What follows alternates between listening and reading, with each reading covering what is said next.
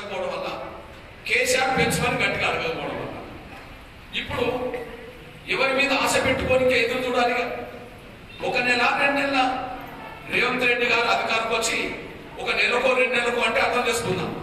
20 నెలలు గడిచిపోయిన పెన్షన్ పెంచలేదు కదా, ఇక తనకు తాను పెన్షన్ పెంచడానికి గ్యారంటీ ఉన్నది. 20 నెలలు గడిచినా పెన్షన్ పెంచమని కేసీఆర్ అడగట్లేదు కదా, మళ్ళా పోయి మన తరఫున గట్టిగా అడుగుతాడని గ్యారంటీ ఉన్నది. కాబట్టి పెన్షన్ పెంచడం అనే విషయం 20 నెలలు రుజువైంది, పెన్షన్ పెంచమని అడగడం అనే విషయం కూడా 20 నెలలు రుజువైంది.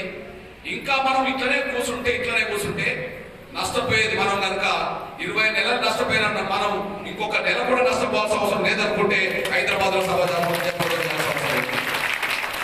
ఇక్కడ పాత్రికేయ మిత్రులారా మీకు ఒక విషయం గుర్తు చేస్తున్నాను. చంద్రబాబు నాయుడు దగ్గర వీళ్ళిద్దరు శిష్యత్వం చేశారు. ఉమ్మడి ఆంధ్రప్రదేశ్ లో చంద్రబాబు నాయుడు గారు ముఖ్యమంత్రి ఉన్నప్పుడు కేసీఆర్ గారు అందులో రవాణా శాఖ మంత్రిగా పనిచేశారు. అంటే చంద్రబాబు దగ్గర శిష్యత్వం చేసినట్టే కదా. మొన్నటి వరకు కాంగ్రెస్ లో రేవంత్ రెడ్డి గారు చేరక ముందు రేవంత్ రెడ్డి గారు కూడా టీడీపీలోనే పనిచేశాడు. అంటే చంద్రబాబు దగ్గర శిష్యరికం చేసినట్టే కదా. మరి చంద్రబాబు నాయుడు గారి పరిపాలన చూసి వీళ్ళిద్దరు నేర్చుకున్నది ఏంటిది? చంద్రబాబు నాయుడు గారు ఇప్పుడు మళ్ళీ అక్కడ ముఖ్యమంత్రి కదా, ఆయన ఏమి ఇస్తున్నాడు? పెన్షన్ విషయంలో ఆయన చాలా గొప్ప మనసుతో ప్రవర్తిస్తున్నాడు. ఒక సాక్ష్యం మీ అన్నగా చెప్తుంటే, నేను చంద్రబాబును కలిసి 2024 ఎన్నికల సందర్భంగా ఇకనో 2023లో ఎన్నికలు జరిగినాయి, అంటే 2024 ఎన్నికలు జరిగినాయి. నేను పోయి చంద్రబాబు గారిని గుర్తు చేశాను, సార్ ఏప్రిల్ 21, 2024 నేను వినతి పత్రం ఇచ్చాను. నేను ఒక్కరిని పోయి ఇవ్వలేదు, 100 మంది వికలాంగులను పట్టుకొని పోయినా. నేనేమని అడిగా, సార్ తెలంగాణలో వికలాంగులకు 6,000 ఇస్తామని ఒప్పుకున్నారు సార్. వాళ్ళు వృద్ధులు వితంతులు ఒంటరి మహిళలకు ఇతరులకు 4,000 ఇస్తామని ఒప్పుకున్నారు సార్.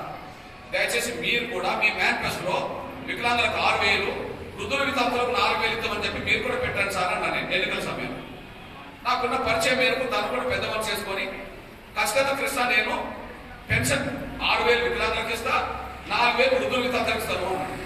కానీ నేను మూడో అంశం దృష్టి పెట్టుకున్నాను. మూడో అంశం ఏంటంటే, కండరాల క్షీణతో బాధపడుతున్న వాళ్ళు కొన్ని వేల మంది ఉంటారు.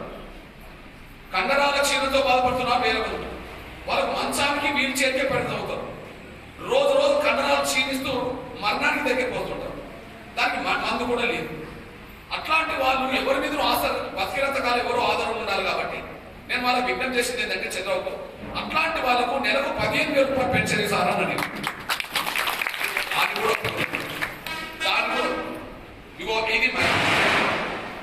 ఇది మేనిఫెస్టో.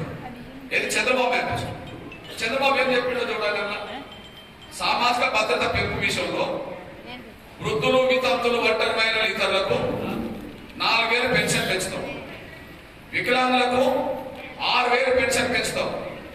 పూర్తి స్థాయిలో అంటే 100% వైకల్యానికి వాళ్ళకు